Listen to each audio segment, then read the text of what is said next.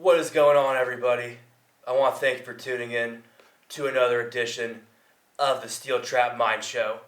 I'm your host, Andrew Carter. With Jennifer Bolton. And we have a very special series to go over, guys. I'm thrilled beyond words. I mean, this is a bold claim I'm going to make, but I truly think this is one of the foundational works of our time. I mean, it's the most significant, profound book, who I think is going to be one of the great thought leaders in the 21st century in finance. The book is Broken Money. The author is Lyn Alden, and we cannot wait to bring this to you guys. Yeah, and I hope Lyn sees our videos that we're making. I'm a premium member, so maybe I can email or get this video top of the chart somehow, so she can see it. But yeah, this is what it's all about. This is the work we're putting in, and just our passion coming to light. But really, this book, Broken Money, it's going over how money, just the whole spectrum of how money's created and where it comes from. Mm-hmm. It's what I would describe as like just a torrential downpour, like a Niagara Falls of information coming at you. Yeah, she writes it like a textbook. It could be a semester of learning in that textbook of the origin of money, where it comes from. She sets it all up. Yeah, and like when I'm reading it, I just can't begin to say how dense it is. I mean, I have a pen the whole time I'm reading it. I'm just underlining things. I'm writing notes in the margin. I mean, you could read this book 2 or 3 times, and you could still come back to it. There's that much useful knowledge in it. So we're gonna slowly go over it, and we're gonna break it down. We're gonna do it over several videos, and the point is to make the information accessible to the average person. Right. We're trying to make it as digestible as possible. Mm-hmm. Some of these topics, like, they're intentionally complex, whether it's professors or thought leaders, folks out there, they maybe don't want it to be presentable, or they know like so much and they don't know how to present it. So unfortunately, some of these topics, like, they're not as accessible, unfortunately, to the average person, or if they are accessible, it's not like in a format that's very good. It's in a journal. I went to just regular everyday public school in the city, and we learned how to balance a checkbook and a little bit about stocks, a little tiny bit, in 6th grade, and then that's it. That's it. Yeah, I mean, the information they're teaching you when you're young, it's very basic, and I don't know how useful of it is, because, like, balancing a checkbook, who writes checks? That was back in the day, because I'm old. You hear that, like, oh, in school you learn the Pythagorean theorem, but they don't teach you how to balance a checkbook. It's like, how, I mean, where you actually have an actual ledger in your checkbook. Yeah, but you have a debit or credit card, and you look at the balance. You don't need to learn how to balance. Well, back then you did.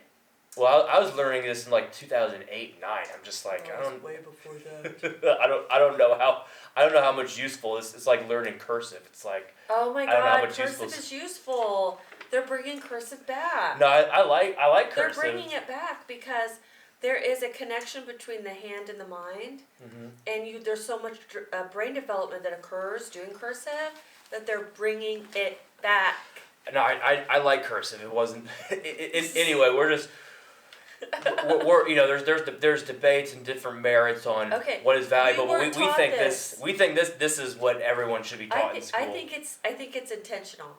If there's any book that I'd say is required reading for anybody, this would be top of the list. It'd be in my top 5 because it's that useful. So let's we keep talking about it. Let's dive in. We're just gonna do the first couple chapters so that it's short, and we're gonna try to make it simple. And this is the first one. Mm-hmm. So the first chapter is looking at what is money, what are the origins of money.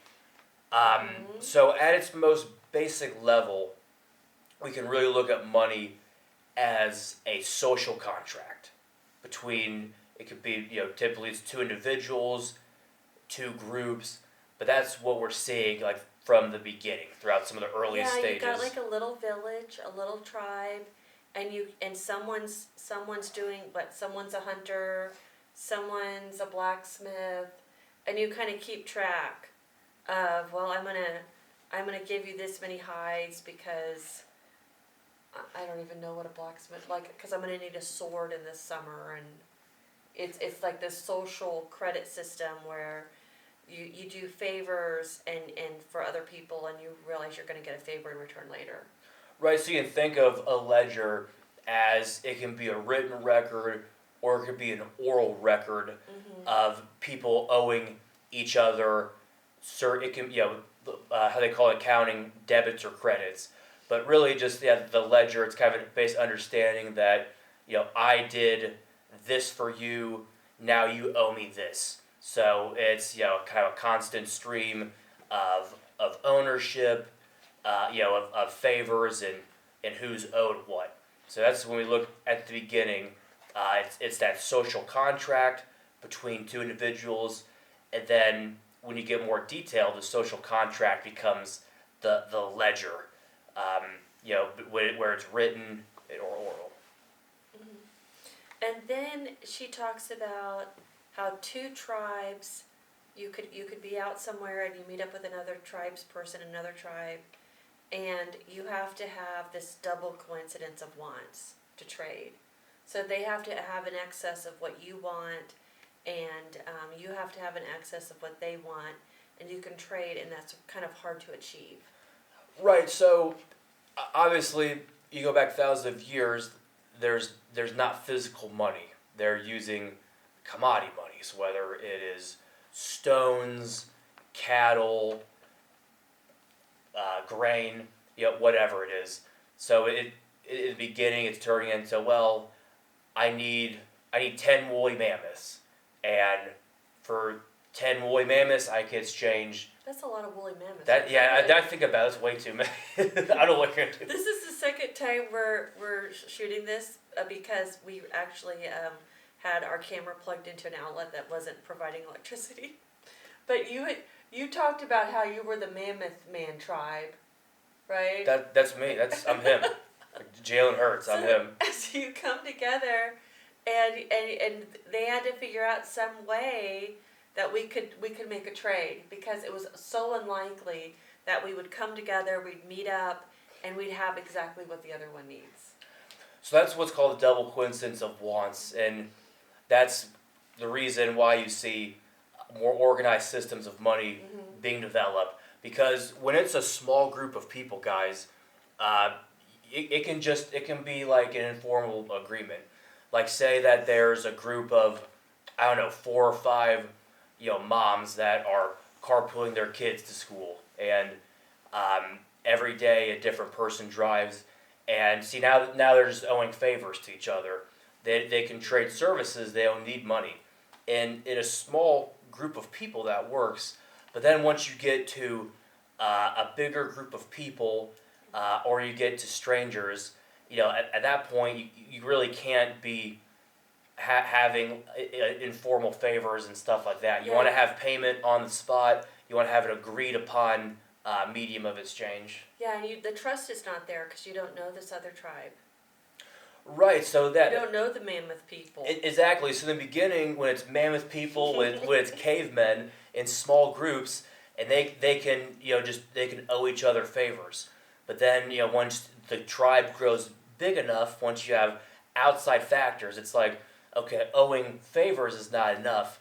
So then they're starting to move on to, well, we're using, again, stones, cattle, and so that's what's taking place. And that works for a while, but what starts to happen, and what you hit on, babe, is the double coincidence of wants. Because eventually, you have what's called a matching problem. And the matching problem is where, say for example, I am an apple farmer, and I get hit with a spear, and now, I need to find a doctor or a medic, someone who can fix me up, woman. or a medicine woman, and so I find them and I say, hey, like I need I need treatment. I have 100 apples. Can I give you 100 apples to treat this wound? And the person says, dude, I don't want apples. I can't do anything with that. Like, what I need is a woolly mammoth. And I say, I don't have. This is ridiculous, but it worked. Like, I don't have woolly mammoths. All I have are apples. So I have to go out in the marketplace and say, hey, like, would you be willing to exchange 100 apples for a woolly mammoth? And maybe they're not always wanting to do that. So you keep seeing that, this, again, double coincidence of wants, the matching problem, where it becomes too difficult. And so that's when you start to form like kind of an agreed upon sort of money. Commodities money. So like regional commodities money, which was often shells. That developed on its own in multiple places over and over again. Yeah, shells, rhinestone, cattle. There's several types of money that are being used throughout history. But shells were like really common because they were durable and they were beautiful and you could wear them on a necklace or you could put them in your hair and then you can trade them and then exchange them for what you actually need. You could exchange them for the woolly mammoth. Right. Is it the meat or the hide? What are people after? I don't know. Yeah, but how many shells would it take to for a woolly mammoth? See, that's the problem. You don't know. How do you value that? Yeah, but the region has figured that out. That's true. Over time they has figured out, and it has to be like how scarce the beads are and how hard they are to make and then how and the cultures figure out that it's I don't know how many beads. Well, because each culture, and you could even say like each geographical area, there's something that they're going to specialize in. Mm-hmm. So certain area they specialize in oil.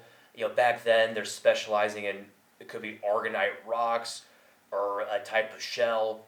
So when it's getting bigger, and then they specialize in that. But then that becomes difficult too, because this is where we're going to get into the characteristics of money.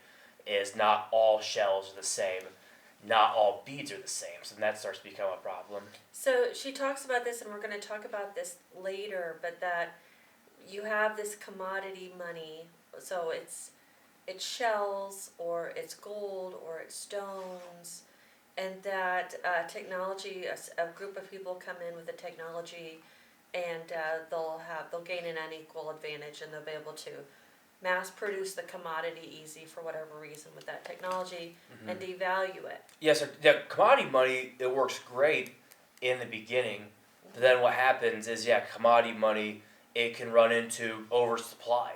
And I know, you hear about money printing, and there's too much money in circulation. If there's too much supply, then, that causes the value to go down. Money printing. So see, but back then it's not money printing. It's someone who has a technology that's just banging out those shell beads. Right. So maybe the shells. You have 1,000 shells, but then all of a sudden, you invent a new technology, and then all of a sudden you have 1,000,000 shells, and now you're easily making them and flooding the market. Your money, and I know that sounds like a ridiculous story. that actually happened. And so if you read about the story of the rhinestones, it's a really, it's like funny, but it's also kind of tragic at the same time. There was a settler, I don't remember his name, it escapes me, but it was an island that was out in the Pacific, and there was this island that had a certain, I think it was a stone actually, it wasn't a shell, it was a rhinestone. Limestone. Yeah, it was like aragonite, and it was specific to that one island. And the island is isolated. Yeah, they had to ride on a boat and get the limestone, and was it aragonite? I thought it was limestone. It was like an aragonite limestone type of rock, but anyway, so what they were doing, they would go to a nearby island, and they would get the stones, and then they'd bring it back. Fashion it, so that's how it was. That's how it was a valuable thing, because they had to work so hard to get it and fashion it. Yeah, and one plug I want to give is you look at commodity money, you have to have stable supply. So if the supply is constantly if it's rapidly increasing, your money's devalued. If there's not enough supply, then you start to have deflation. So, the commodity monies are working for hundreds, thousands of years, but then in the example with the island, again they have a prosperous island. It's in the Pacific, island or It was Pacific. Easter Island, wasn't it? I think it was Easter Island, Mm-hmm. and they're going to another island to get these shells I'm sorry, not shells, to get the rock, and it has value, and they're bringing it back. But what's happening is they're able to have a stable currency, and they're able to have prosperity because there's not enough supply of the rock on that island. So they're going to another one and bringing it. But then when settlers arrive, what ends up happening is they flood the settlers figure, I could be the richest person on this island if I can get enough of these shells as currency. So they have modern boats, equipment that the islanders don't, and what ends up happening is they bring just an unbelievable amount of these stones to the island, and then they devalue the whole currency for everybody. And Sound familiar? yeah, because it's funny. You look at history, you see these same themes It's constantly, the same thing, and you can and apply that's what it. I love about it. That is really absolutely what I love about it, because we can learn from history. It's the same stuff. It's the same human nature, and we can learn. We can read this book. We can learn from history, and then we can apply it to present day. Absolutely. Okay, what I'd like you to do is I'd like you to talk about all the things that money should have. Yeah, so there's several characteristics of money. All the early types of commodity monies. So let's go over them. And I'm gonna rapid fire. Then I'm gonna do. I got it written down. Okay, so yeah, there's divisible, portable, durable, fungible, and verifiable. Scarce. And scarcity. And utility. And This is why I wrote it down, because there's a lot. Okay, so let's talk about divisibility. Yeah, so divisibility, and that just means that the money can basically, it can be subdivided easily. So $100 bill can be broken up into 100, $1 bills, or 10 $10 bills. So something that it's easy to, again, it's easy to divide the value. Now, that was one of the problems they had, I think, with gold, was because of how much value it had, it was not divisible, where silver was more divisible. Well, you can you can make different size gold bars and gold coins.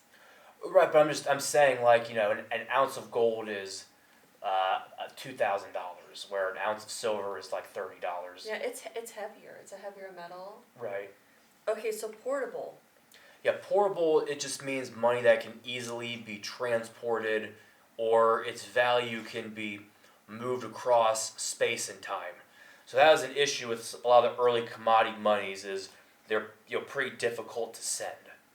Well, yeah, gold. It's literally heavy. Oh, and I want to make a correction. So, okay, gold is divisible. Silver's not divisible. Silver's divisible. So You can make gold coins and silver coins. That's why I said I messed that up just now. But sorry, I didn't want to go back and edit it. But It's anyway, okay. anyway, portable. You can divide it, but gold is heavier, and so it's harder to carry around. Now let me ask you this: is gold portable? Yeah, it's harder to be. We worked for years to make it portable, but it has a low portability score.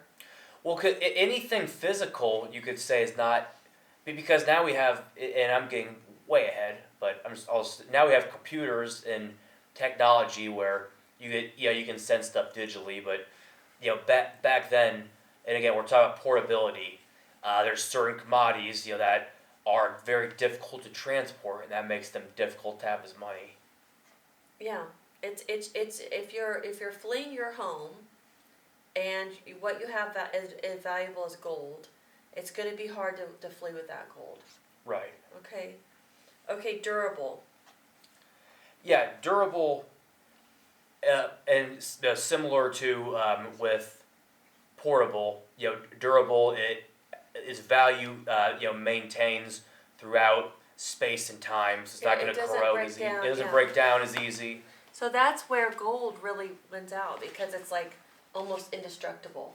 Yeah, so I thought it was incredible, and I learned like this is something I learned after being in school, like as an adult, that gold is the most non-corrosive metal. You could take a bar of gold, you could drop it in the ocean, come back 5,000 years later, that gold is still there. I mean, the salt water, the waves. I mean, it's not going to erode. Yeah. And so and we had tobacco and things like that. That is not durable. Yeah, tobacco's not like oil is not. I feel like oil isn't super durable. Rocks and stones, like they break easy. Those can be victims to erosion. So yeah, that's a lot of commodity monies. They're and again when they're portable, it could get damaged in transport or shipping. So it's failing that the portability, but that's also failing the durability we talked about. So fungible.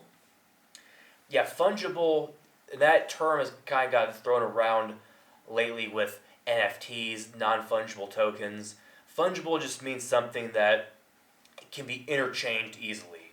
So it has, I guess another word for fungible is uniformity. Mm-hmm. So for example, if I have a $10 bill and you have a $10 bill, we can just exchange both of those because it's the same money. Mm-hmm. Now, there are certain commodities where maybe like it's the same, but others might have different characteristics.